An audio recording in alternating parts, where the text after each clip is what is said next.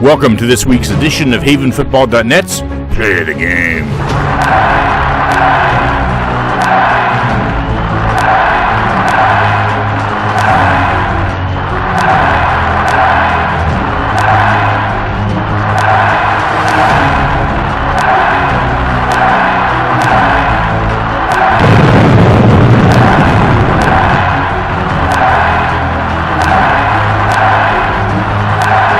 This week's Play of the Game is brought to you by the Swarthmorean Weekly Newspaper, true local coverage of Swarthmore, Wallingford, and surrounding neighborhoods, published since 1893.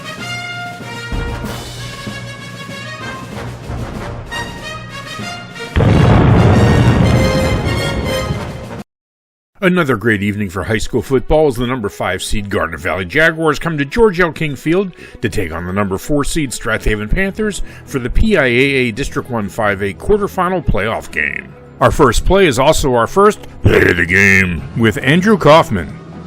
Kick is high and steep. It'll come down to Milligan at the 5-yard line, and we're underway. Milligan has the ball at the far sideline, has a seam across the 40 to midfield. Medici in pursuit. Milligan cuts back and gets brought down from behind. An excellent chase down tackle on a huge return from Ben Milligan. 3 plays later, number 3 Caden Schuster goes back to pass and finds a wide open number 81 Shahi Curtis in the end zone for 6 points. Panthers score first, 7-0.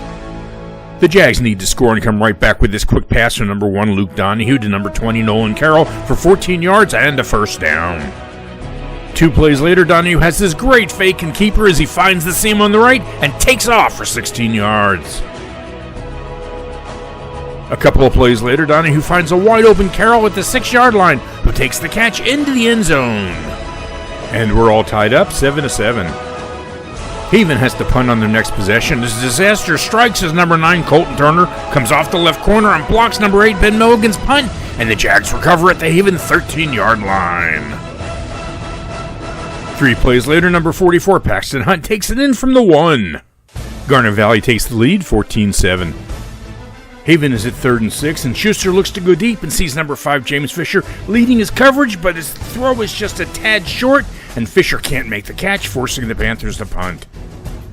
A couple of possessions later, and Haven is at 1st and 10 from the Jag 46, as Schuster throws to number 80 John Riley, but it's too long, and Carroll makes the grab at the Jags 18 and runs it back to the 38. Which brings us to tonight's second Play of the Game.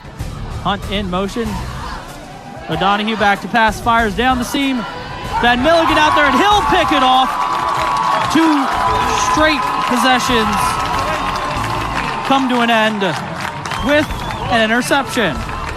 You've got 2 teams here playing excellent defense with their safeties. Both teams are just exchanging interceptions. Very well played game here.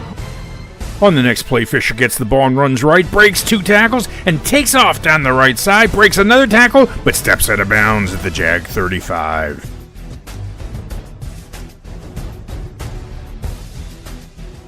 Four plays later, number 32 Shane Green has his chance, and he runs left and leaps over a tackler for 6 yards and the first down. Schuster keeps it on the 1 and scores 6. We're all tied again, 14-14. As the first half is ending, the Jags are looking for points and put together a great series of passes to Caden Kohler as O'Donohue throws a slant pass for 19 yards, then a slant pass from the other side for 16 yards, and then the third pass for 14 yards and the touchdown. Garnet Valley takes the lead at the end of the half, 21-14. The Jags get the ball in the second half, which brings us to tonight's third Play of the Game. O'Donohue back to pass, fires out to this near side, and it's picked off by Quinn Kell at the 37-yard line back at the original line of scrimmage. That'll set up the Panthers 1st and 10. Andrew, that was an excellent interception. He had to go down almost to the ground to get that and hold on to it, and that ball was thrown hard. 3 plays later, Fisher gets the call and does his famous right sweep with lead blockers and takes off down the sideline, bowling over a defender for 22 yards. Fisher finishes the drive from the 8 off tackle for the score. Once again, we're all tied up, 21-21. We're in the fourth quarter, and on 2nd and 7, number 34, Vince Hales gets the ball and just powers his way for 10 yards and the first down. A few plays later, Hale gets the call again, breaking tackles and literally carrying 2 defenders into the end zone for 6 points. Haven takes the lead 28-21. But Garnet Valley knows what they have to do, and O'Donoghue runs another great fake, sucking in the defenders and opening the end for his run of 18 yards. 6 plays later, they run a gutsy pitch play to number 3, Gavin Rossello, who breaks tackles and finds the seam into the end zone. We're all tied up, 28-28. Haven goes 3 and out, and the Jags start an 8-play drive that stalls at the Haven 3 with only seconds left in the game. Garnet Valley decides to try a field goal for the win, which brings us to tonight's 4th play of the game. Snap, spot, the kick is blocked! The Panthers block it! The Panthers come through the line. They've been getting through the line all night on extra points. They've gotten close on a couple of them, and this time they get through. Jahai Curtis makes the block. We go to overtime, and Haven gets the ball first, which brings us to our 5th play of the game. 1st and goal, ball at the 10-yard line. It's Mudrick and Milligan in the backfield with Fisher wing to the far side. Schuster takes the ball, hands it off. Mudrick right up the middle, and he gets into the end zone on the very first play of overtime. Ryan Mudrick takes his first carry of the night, 10 yards to the end zone. You know, Mudrick's been the last few games has been getting cleanup time at the end. But I said to Mike, and I said to you, he's a junior. Next year he's going to be a star. But the extra point seems to hang and goes just wide left, missing the uprights.